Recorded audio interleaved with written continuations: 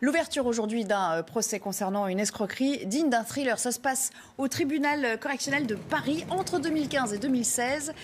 7 escrocs se sont fait passer pour Jean-Yves Le Drian.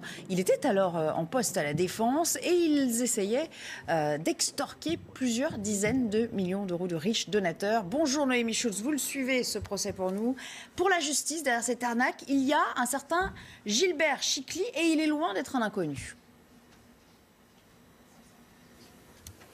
Oui, son nom ne vous dit peut-être rien et pourtant sa vie a déjà fait l'objet d'un film et c'est Vincent Elbaz qui l'incarnait d'ailleurs, ce franco-israélien déjà condamné à de la prison ferme pour avoir organisé la fameuse fraude au président. Gilbert Chicly, 55 ans, brun, la peau très mate. Il était debout dans le box au début de cette audience. Il balait la salle absolument bondée des yeux. Il reconnaît de nombreux proches qui sont venus assister à ce premier jour d'audience. Et s'il est là aujourd'hui, c'est parce que les magistrats en charge de l'instruction de ce dossier considère que c'est lui qui est derrière une autre arnaque bien huilée qui aurait rapporté plus de 50 millions d'euros.